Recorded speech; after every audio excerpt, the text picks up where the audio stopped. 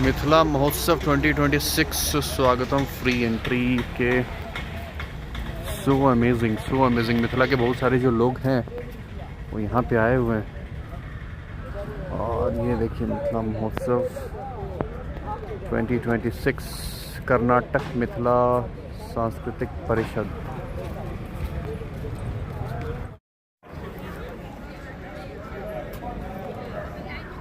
पूरा चूरा दही का जो है से इंतजाम कैल गई है एकदम।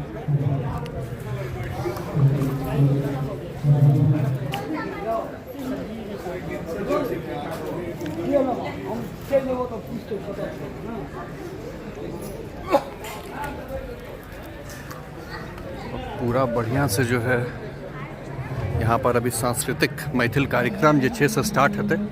सब गोटे पाग में घूम रहा छथि। ऑडिटोरियम में पूरा इंतजाम देखिए रहल छी। यहाँ सब मोन एकदम जो है पूरा स्टॉल लागल है गोलगप्पा सबके।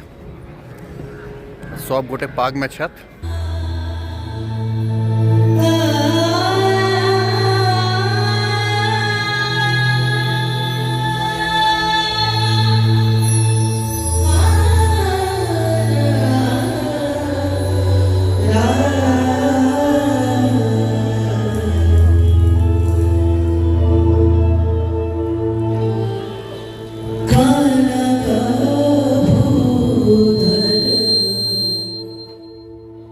हेलो फ्रेंड्स, कैसे हैं आप सब। आई होप आप सब काफ़ी अच्छे होंगे, रॉकिंग होंगे और स्माइल कर रहे होंगे। फ्रेंड्स, आज मुझे थोड़ा सा जुकाम है, तो मैं जो बोलूँगा मेरी आवाज़ आपको थोड़ी भारी लग सकती है, थोड़ी सी हेफ्टी ऑफ माय वॉइस आपको लग सकता है। हल्का सा मुझे जुकाम है, खराश है गले में।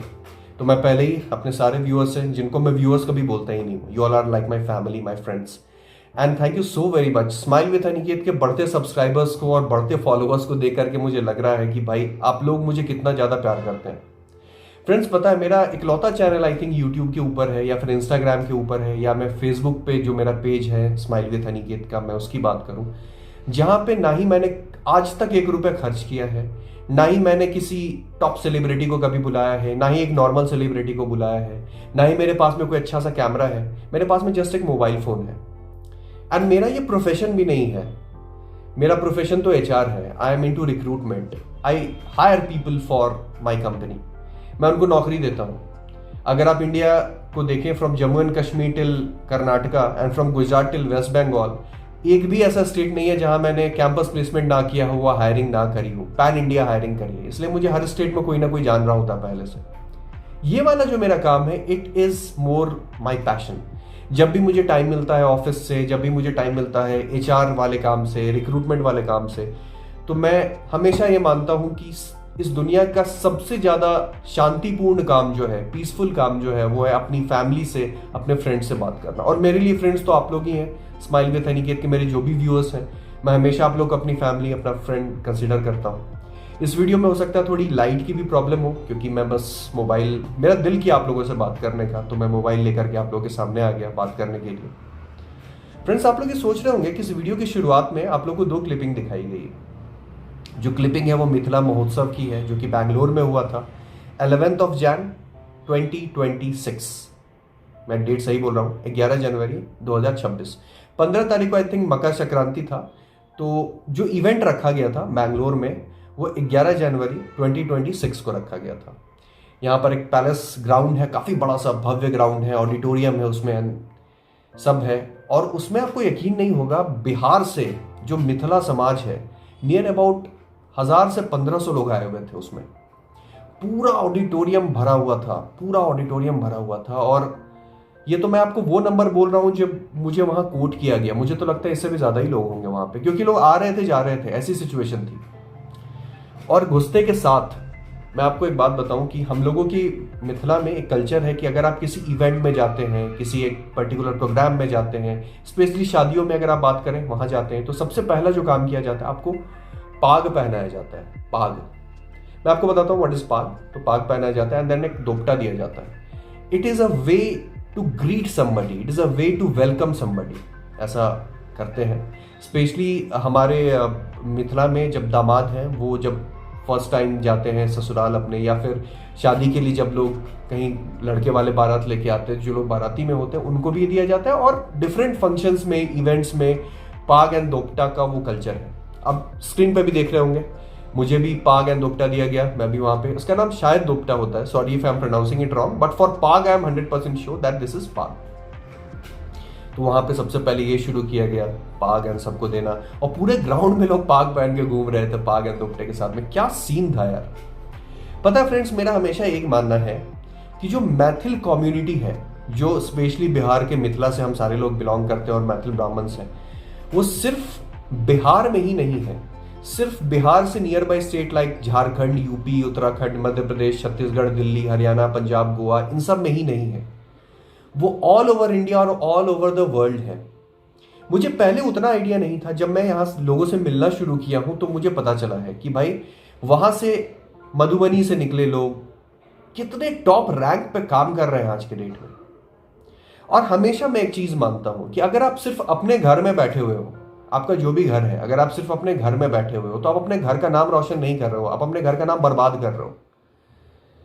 आप अपने समाज के लिए जब तक कुछ नहीं करोगे, अपनी कम्युनिटी के लिए जब तक कुछ नहीं करोगे, तब तक आपका वो स्किल, आपकी वो पढ़ाई, आपका वो संस्कार किस काम का है। जैसे गुजराती कम्युनिटी में Dhirubhai Ambani was the first businessman. वो अपने गुजरात से बाहर निकले और फिर उन्होंने रिलायंस की स्थापना करी। देन मुकेश अंबानी, अनिल अंबानी साहब, दो लोग थे, दो भाई थे। इसके बाद अब तो आप जान रहे हैं रिलायंस, अब तो अनंत, आकाश और ईशा ने भी, जो मुकेश अंबानी के बच्चे हैं, अब तो थर्ड जनरेशन एंटरप्रेन्योरशिप में वो लोग आ गए। तो अगर वो गुजरात से धीरूभाई अंबानी कभी निकलते ही नहीं, मुंबई जाते ही नहीं, स्ट्रगल करते ही नहीं, संघर्ष करते ही नहीं, तो क्या आज हम लोग इस गर्व के साथ में बोल पाते कि गुजराती कम्युनिटी बिजनेस में सबसे टॉप पे है। तो जब मैं उस कम्युनिटी को देखता हूं जो बिलोंग तो करते हैं मधुबनी से, बिलोंग तो करते हैं दरभंगा से, समस्तीपुर से, सुपौल से, बेगूसराय से, बट उन्होंने संघर्ष का रास्ता चुना। They are not residing in their home and just doing the gapoda activity.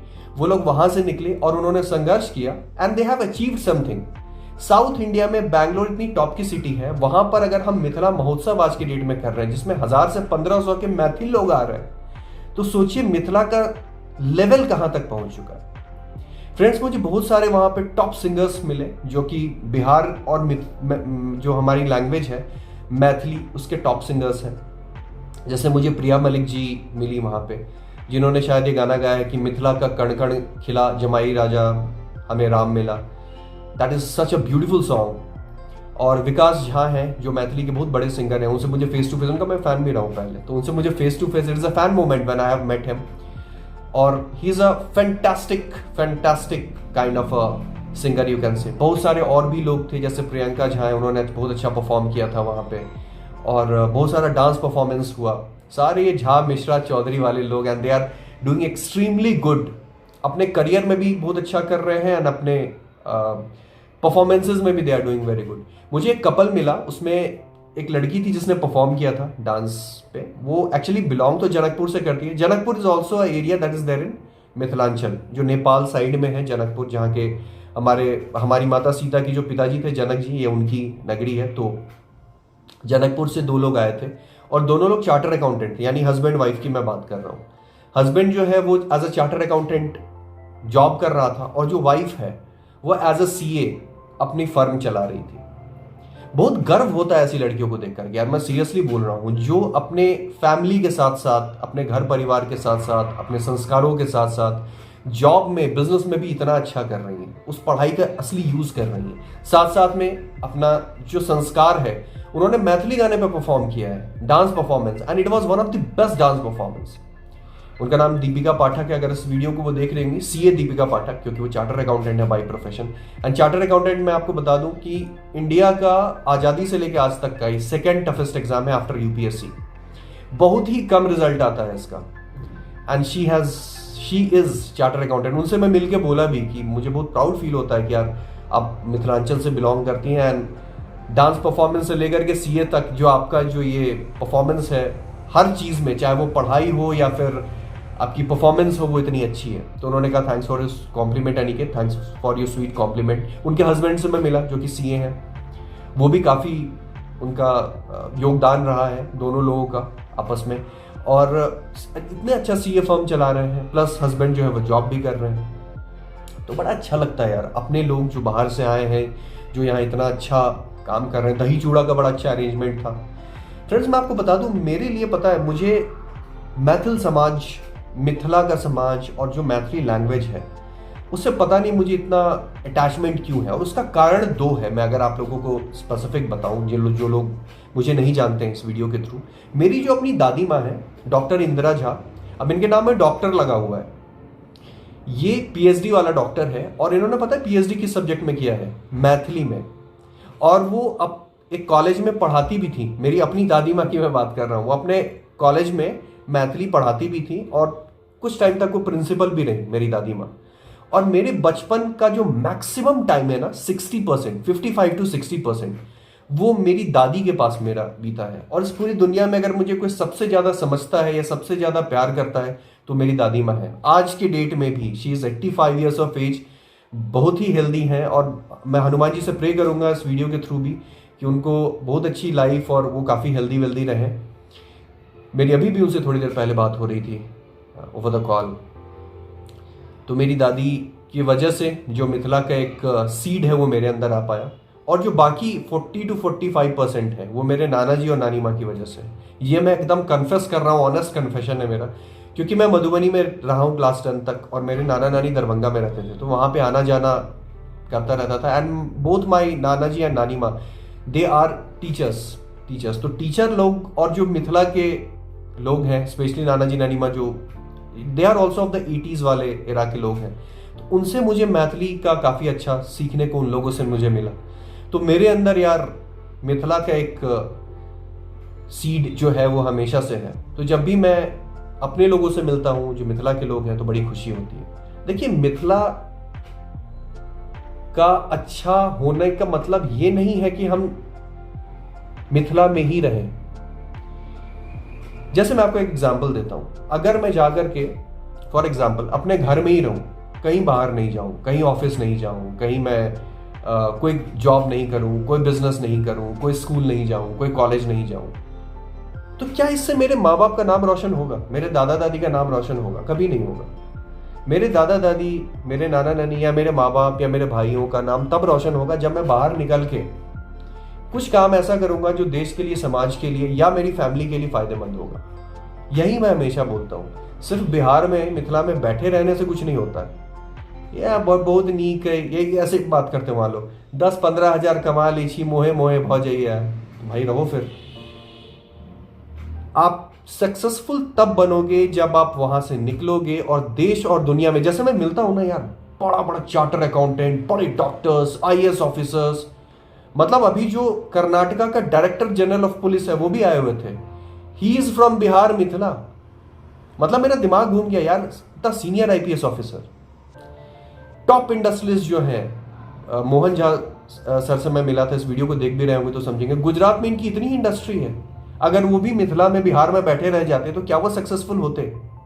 ये वो लोग हैं जिन्होंने कभी अपने आप पे घमंड नहीं किया, हम्बल रहे, हमेशा हम्बल रहे और अपने आप पे वो काम करते रहे। अपने आप से झूठ नहीं बोला, दुनिया से झूठ नहीं बोला, काम करते रहे। मैं आपको अपना एग्जाम्पल लेके बताता हूँ। एमबीए में मुझे गोल्ड मेडल मिला था, और अगेन आप लोग इस पे देख भी रहे होंगे स्क्रीन पे, जो जब मुझे गोल्ड मेडल मिला था वो तब की फोटो है। और इसके बाद मैं गुजरात 3 साल रहा हूँ, फिर मैं चेन्नई रहा हूँ, बैंगलोर में 4-5 सालों से हूँ। ठीक है, कोविड के टाइम पे work from home and everything भी था इसमें।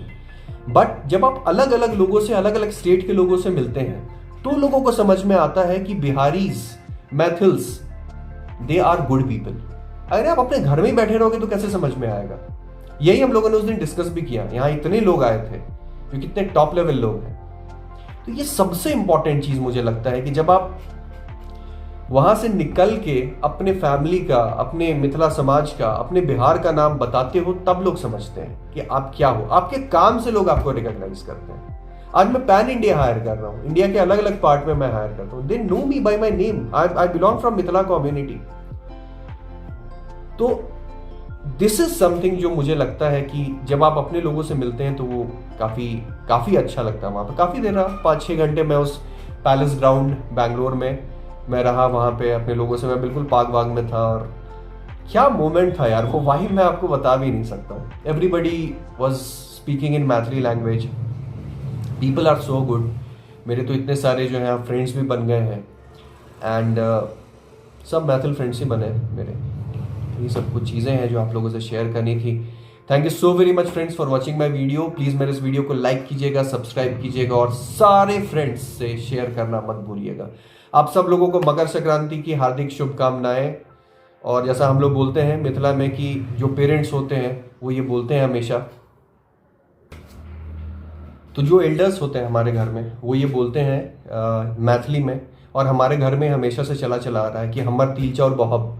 तो तिल और चावल के साथ में दे यूज्ड टू आस्क कि जब मेरा ओल्ड एज आ जाएगा, इसका मीनिंग ये है हिंदी में कि जब हमारा ओल्ड एज आ जाएगा तब क्या आप मेरा सपोर्ट करोगे, इसका ये मीनिंग है।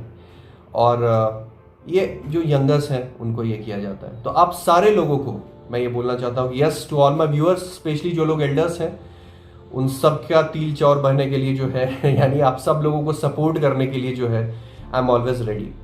सो अगेन प्लीज़ मेरे इस चैनल को लाइक करें, सब्सक्राइब करें, सारे फ्रेंड्स से शेयर करें, और happy Makar Sankranti to everybody. Thank you.